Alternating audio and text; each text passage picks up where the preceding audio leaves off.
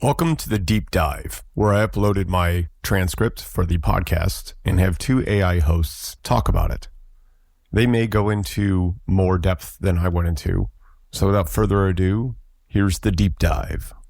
Welcome back, everyone. Today, we're diving into something I'm pretty sure you've all encountered at some point. Oh, yeah. Attention-seeking behavior. Definitely. And we're not just talking about the friend who loves being the life of the party. You know? We're going to go deeper into the psychology behind it. Absolutely. What it looks like with different personalities and how it can impact your own life. For sure. And to help us with this deep dive today, we have this audio excerpt called Attention-Seeking Behaviors, the Why of Things. That's right. So we'll be exploring how this need for validation can really sabotage relationships. Exactly. Yeah. And can leave everybody involved feeling drained. Totally. Okay. Yeah. Let's start with the basics. Okay. What exactly is attention-seeking behavior? Yeah. Because I feel like we all have that friend who, always has to be the center of the story. Right. But when does it cross that line from just enjoying attention to being a problem?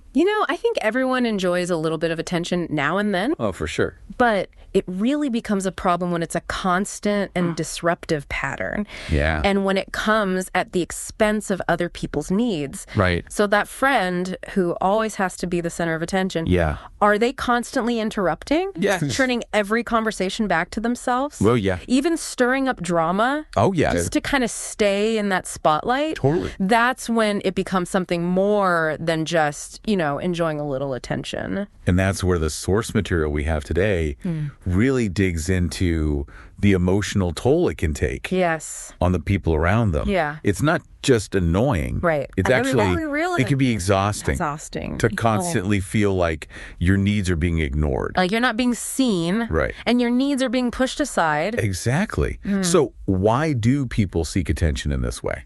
That's the big question, isn't it? It is. And this source makes it clear it's not just about loving the spotlight. Right. So what's going on? Well, a lot of times it comes from a place of insecurity, Right. a lack of self-worth, and this really deep need to get validation from outside sources. Okay. So it's not that they're basking in the attention so much as they are trying to soothe their inner anxieties and convince themselves that they have value. Right. Like they need that external validation to prove it to themselves. Exactly. It's not the attention itself. Yeah. It's what that attention represents to them. Makes sense. A temporary fix for something much deeper. Yeah, that's such a good point. And this is where things get really interesting. Okay. Because the way that people seek attention can actually look different Okay. based on their personality. Oh, interesting. Have you ever noticed those people who always seem to be in the middle of some kind of drama?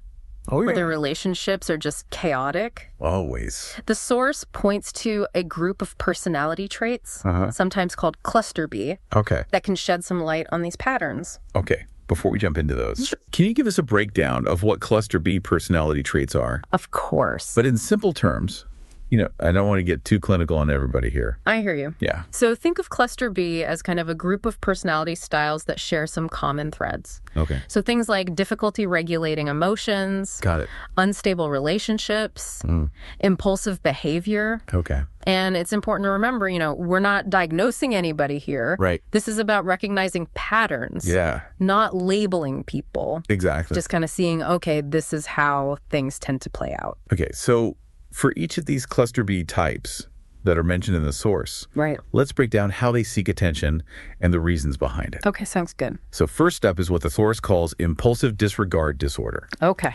which it explains is another way of describing antisocial personality disorder. Right. So how does attention seeking come into play with that?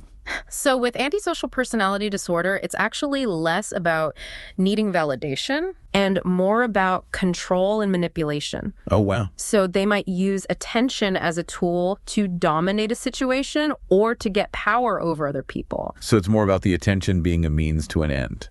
Exactly. And not the goal itself. Got it. So you can imagine someone who's engaging in risky behavior or even dangerous behavior just to get attention. Right. It's because they're trying to control the narrative and manipulate people into doing what they want. That's actually a little unnerving. Yeah, it can be. What about extreme self-focused disorder? Okay. Which the source says is another way of describing narcissistic personality disorder. Right. How does attention seeking manifest there? So with narcissistic personality disorder, it's all about protecting that fragile ego Okay. and reinforcing this grandiose self-image that they have. So think about someone who's constantly bragging, Okay. exaggerating their achievements, Yeah. or even putting other people down just to make themselves look better. Oh. It's all about feeding that need for admiration Yeah. and feeling superior. Got it. Even if it means kind of stepping on other people to get there. Okay, what about emotional intensity disorder? Which the source explains is another way of saying borderline personality disorder. How does that one tie into attention seeking? So with borderline personality disorder, it's often tied to their struggles with regulating really intense emotions. Okay. So imagine feeling completely overwhelmed by your feelings. Right. And you're desperately seeking reassurance or validation from other people just to try to find some kind of stability. So it's less about them intentionally being malicious. Right. And more about just trying to manage what's going on inside. Exactly. Yeah. So you might see this as clinginess or extreme reactions to things, Right. or always needing to be the center of attention in social situations. It's kind of their way of reaching out. Yeah. Even if it ends up pushing people away. Makes sense. And then finally, there's dramatic attention-seeking disorder, Yes. which is also known as histrionic personality disorder. Right. So tell us about that one. So for folks with histrionic personality disorder, that craving for the spotlight is really front and center. Okay. Think about the person who thrives on being the center of attention. Yeah. And will go to kind of great length Right. to keep it that way. So like exaggerated storytelling. Yes. Stirring up drama, maybe even provoking arguments. Yeah. Just anything to stay in that limelight. Exactly. And what's really important to remember here is that their sense of self-worth is deeply tied to how much attention they're receiving. Wow. So when they feel ignored, Right. they might actually ramp up that behavior Oh, wow. to try to get that attention back. It's like their entire sense of self is fueled by the attention of others. Exactly. So it's no wonder that these types of personalities can lead to some really unstable relationships. Yeah, you've hit on a really crucial point there. This source really goes into how all of this impacts relationships. Okay. It's not just about the attention seeker. Right. It's about the ripple effect on everybody around them.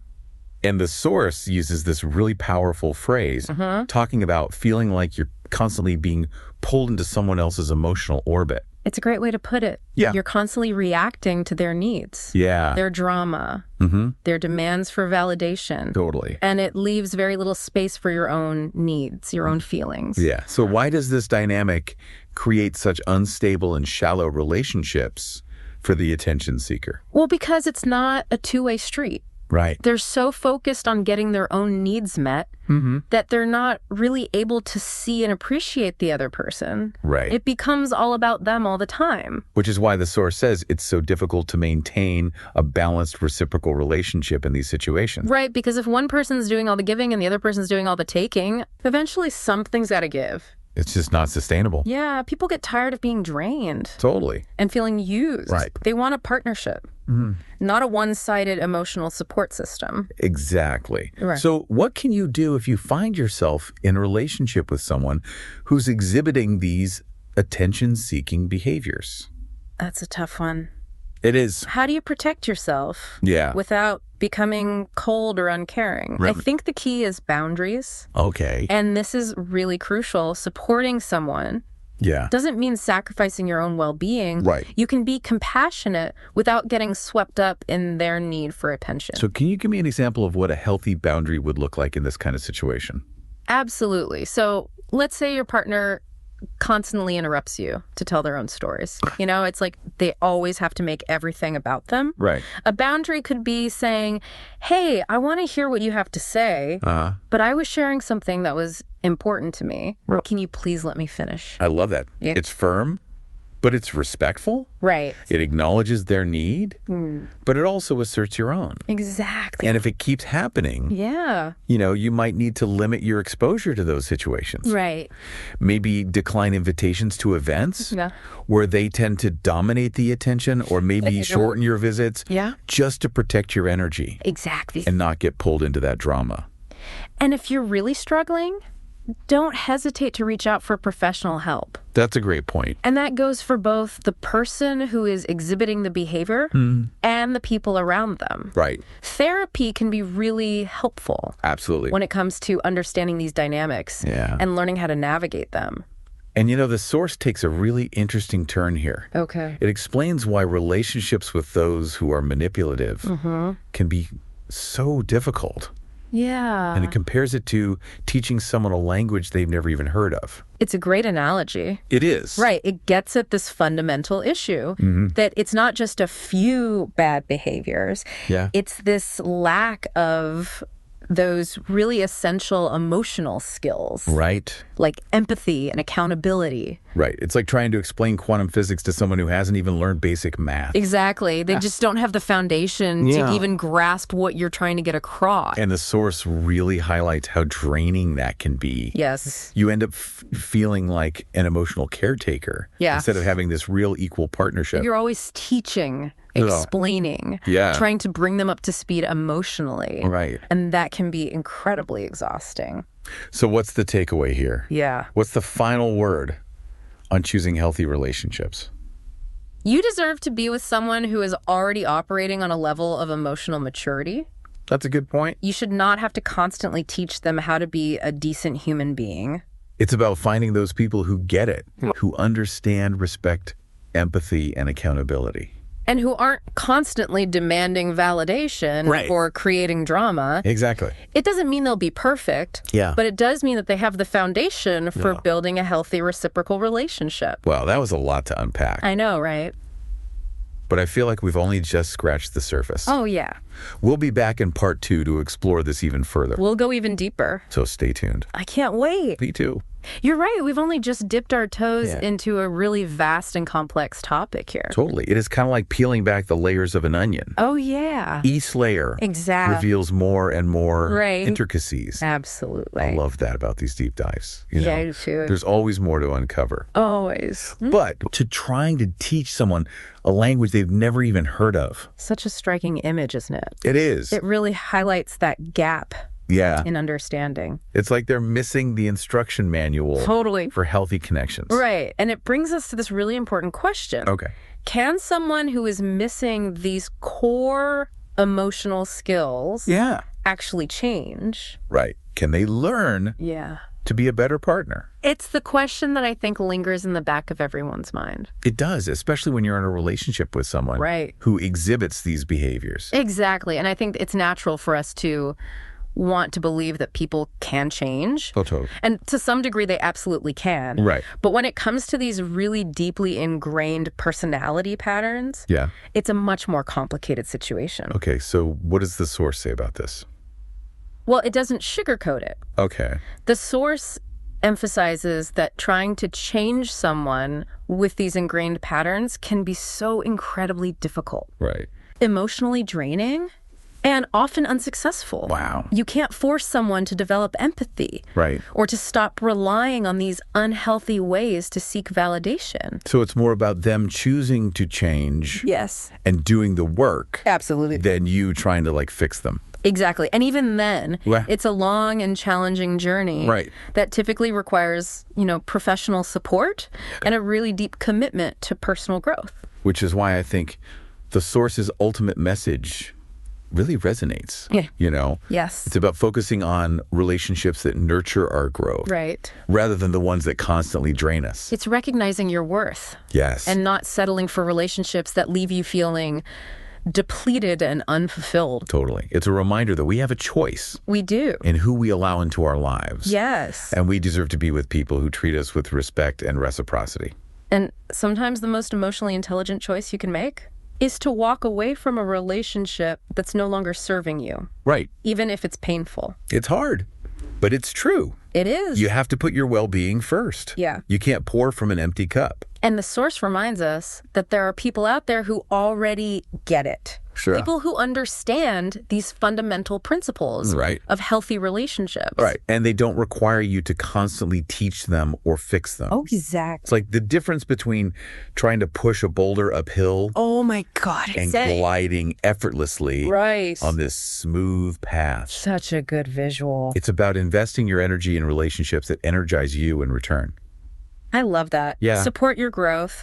Right. Allow you to be your authentic self. And finding those people, Yeah. those genuine connections. It makes all the difference. It really does. Now, before we wrap up this section, Okay. I want to circle back to something we talked about earlier. Okay. Setting boundaries. Right. Such a vital skill, but it can be really tricky, Yeah. especially when you're dealing with someone who might push back Oh, yeah. or try to manipulate you Totally. into giving them what they want. So where do we even begin? Well, I think the first step, Okay. and we touched on this before, Yeah. is getting really clear about your own needs and your limits. Mm-hmm.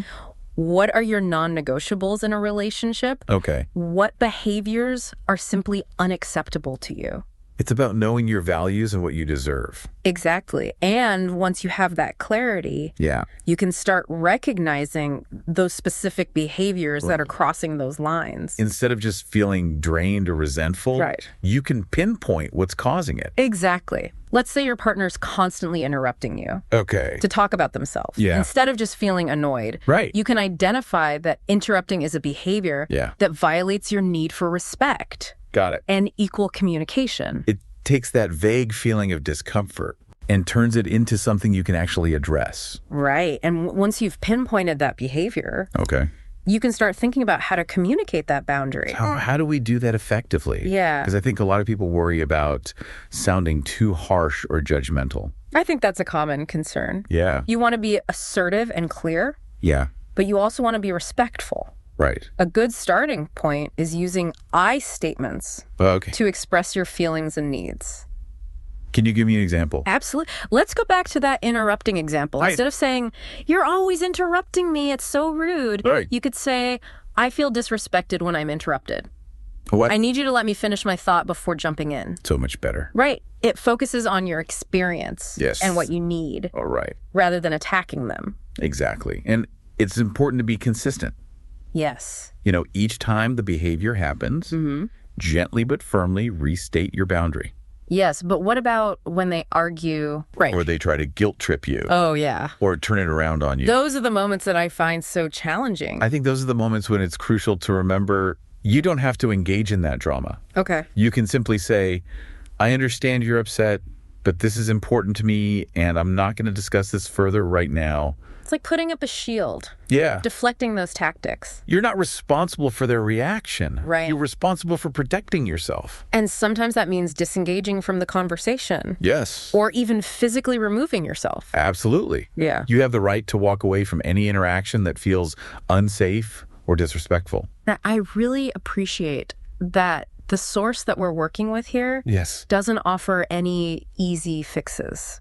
It doesn't. It's very realistic about these challenges It is. of dealing with these types of personalities. Right. There's no magic formula Yeah. for changing someone else. But there are things you can do to protect yourself Yes. and potentially encourage positive change. Absolutely. So besides setting those boundaries, Okay. what are some other practical steps we can take? The source highlights focusing on rewarding positive behavior. Okay. So when your partner makes an effort to listen, be more considerate. Yeah. Respect your boundaries. Right. Acknowledge and appreciate those efforts. Show them you see it. Exactly. It can be really motivating Yeah. when someone recognizes and appreciates our efforts to grow. Totally. And what about when those efforts aren't happening? Oh, Or if the situation feels too overwhelming? right.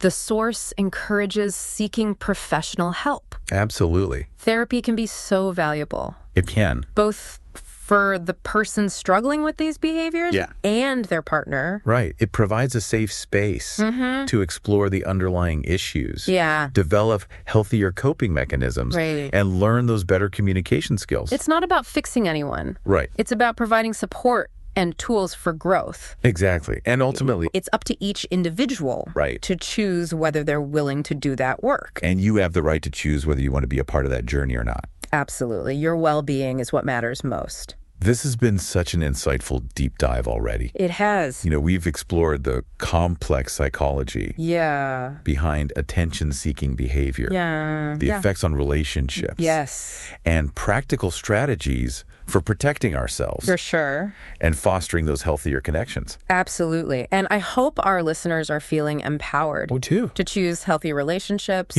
set boundaries, and prioritize their own emotional well-being. Because you deserve to be with someone who values you. You do. Respects you. Yeah. And sees you as an equal partner. And you have the strength to create those relationships. We'll be back in part 3 of our deep dive. Can't wait. To explore even more practical strategies for setting those boundaries. Yes. And navigating those tough conversations. Absolutely. Welcome back to the final part of our deep dive into attention-seeking behavior. Yeah, it's been quite a journey. It has. We've covered ground a lot. We've talked about the psychology behind it, the effects it has on relationships, and just how draining it can be. Absolutely. To constantly feel like you're stuck in someone else's emotional orbit. It's exhausting. It really is. Like you said before, it's like you're missing the instruction manual for a healthy relationship. Totally. And so for this final part, let's get practical. Let's do it. We've talked about setting boundaries. But as we all know, knowing you need them and actually putting them into practice can be two totally different things. Absolutely. So where do we even start? Well, it comes back to that self-awareness. Okay. Getting crystal clear about your own needs and your limits. Yeah. What are your non-negotiables? Exactly. What are those things in a relationship that you are absolutely not willing to budge on? What are those behaviors that are just completely unacceptable? Right. And it's about knowing your worth. Yes. Absolutely. And what you deserve. Once you have that clarity, you can start to pinpoint those specific behaviors that cross the line. Right. So instead of just feeling vaguely uncomfortable. Or resentful. You can actually identify what's causing it. Exactly. So for example, if your partner is always interrupting you to bring the conversation back to themselves, you can recognize that interrupting is a behavior that violates your need for respect, equal communication. Right. You're taking that vague feeling of something's off and turning it into something concrete that you can address. Okay, so we've identified it. Yes. Now, how do we actually communicate these boundaries effectively? Right. Because I think a lot of people worry about coming off as too harsh. Totally. Or judgmental. It's a common fear. I think the key is to remember that you want to be assertive and clear, but also respectful. Got it. So how do we do that? Well, a really good starting point is using I statements to express your feelings and your needs. Can you give us an example? Sure. So let's go back to that interrupting example. Okay. Instead of saying, you always interrupt me, it's so rude. Yeah, which feels very accusatory. It does. You could say, I feel disrespected when I'm interrupted. Okay. I need you to let me finish my thought before you jump in. Okay. I like that a lot better. It shifts the focus from blaming them to your own experience. And it's important to be consistent. So important. Every time the behavior happens, gently but firmly restate the boundary. But what about when they try to argue with you? Guilt trip. You turn it back around on you. Those are the hardest moments. Those are tough. Yeah. But it's in those moments, I think, when it's most important to remember that you do not have to engage with that. You can simply say, I understand you're upset, but this is important to me. I'm not going to discuss this any further right now. It's like putting up a shield.